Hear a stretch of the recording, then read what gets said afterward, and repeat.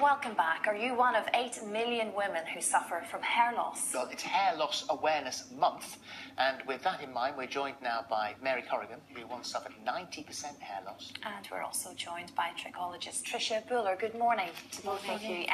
Mary, first of all, I mean, it's a devastating thing, really, particularly for a woman, I think. And this happened very suddenly for you. You just started to discover clumps of hair coming away. Yeah, I had little patches to start with.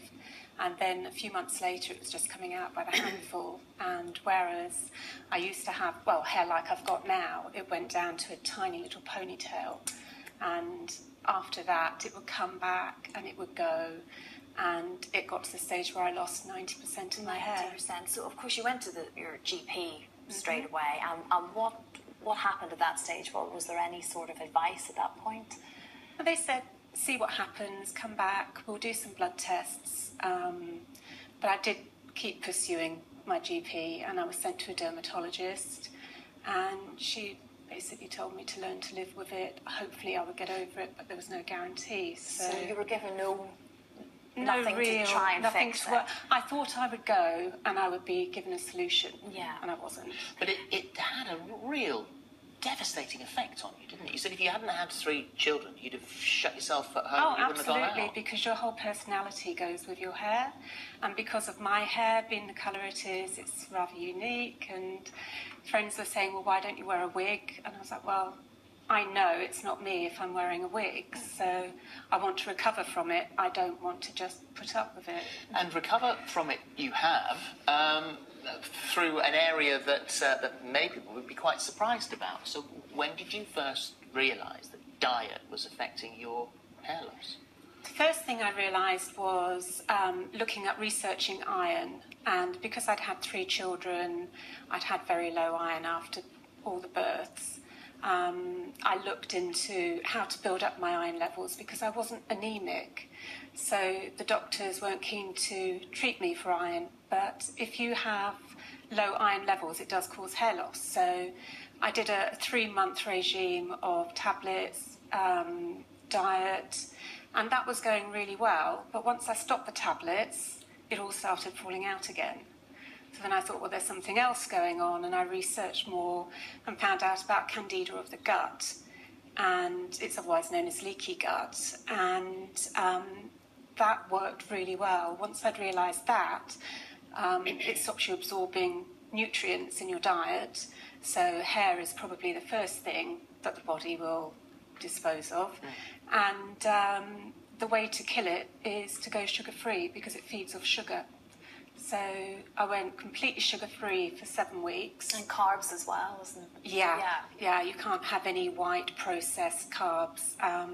So it was very, very healthy. But after 7 weeks, I woke up one morning and there was hair growth all over my head. And you have got back to this now by carefully monitoring your diet. Yes. Do you ever slip? Can you slip? Or if you slip off, you go on holiday and start falling out again? I mean, I'd love to have my glass of wine and, have a nice meal. So what I do is twice a year, try to, for 2 to 4 weeks, go back to a really strict sugar-free regime just to make sure I'm not overgrowing candida again. It looks amazing. Hair is incredible. Exactly. So Trisha, this is your area of expertise, and you say it is a very complicated area.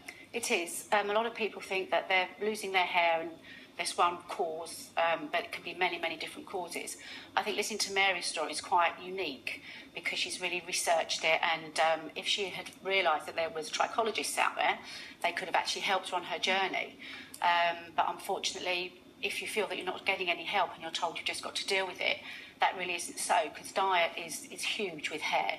Hair is an amino acid, it's protein, so you have to have a high protein diet, as Mary said, and she's rightly, obviously, found what she needed to do to be able to rectify her, her hair loss issue. But there are many different hair loss issues, and we see quite a lot of nutritional deficiency because people's lives are very, very busy, very fast.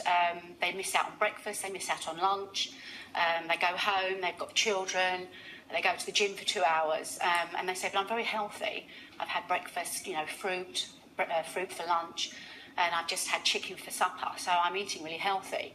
But of course, it's a very low protein diet. And when you're very busy and you're very stressful lives, your blood feeds your hair, but ultimately it will go to the organs that need you to keep you alive first, and most importantly so. So the hair will actually get what's left, and in most cases, not a lot of protein, so the hair will suffer. What about areas of alopecia? Is that a similar sort of thing? Well, alopecia areata is Latin for hair loss in patches. Obviously, with Mary suffered more than one hair loss. So Mary had diffuse and also alopecia areata, which again is quite common. A lot of people come to see me and they can have two different issues going on.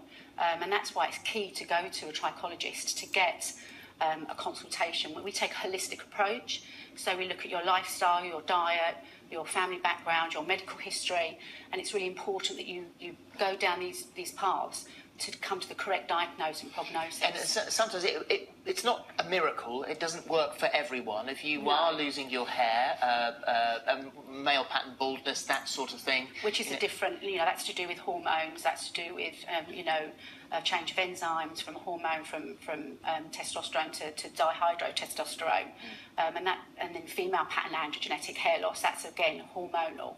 So Mary's was a different hair loss, but without, even to this day, Mary hasn't had a consultation with a trichologist, and I would be very interested to find out more about Mary's whole lifestyle, medical, family history, because Mary had patches as well as diffuse. Diffuse meaning it's all over the scalp. What about shampoos and conditioners that you see the adverts? Can you buy a shampoo or a conditioner, you put that on and it makes miraculous hair growth? Wouldn't that be wonderful? There are many shampoos and conditioners that can help give fine hair, body and volume, but they are purely cosmetic. There isn't a shampoo or a conditioner that's going to stop somebody's hair from falling out and make it grow. It really does take a lot more than that, but it certainly can help with a cosmetic look and feel, which can be key to people who've got naturally fine thinning hair. I just want to talk to very quickly mention Ellie. I'm 29, been losing my hair on the top for years. Doctors fobbed me off. I've felt suicidal from it. So for Ellie, we've got to be very quick here, but go and see a trichologist because it could be a dietary. Yeah, if you go to the Institute of Trichologists website, you will find in her area, because we have to adhere to a code of ethics and we have to practice in a certain way, and that they've had the training and everything that they should have had. Great. Thank you. Thank you, both. ladies. And your Very beautiful, much indeed. luscious locks right now as well. Thank you. Lots more advice, of course, on our website as well. And Leo Bancroft will be here shortly too.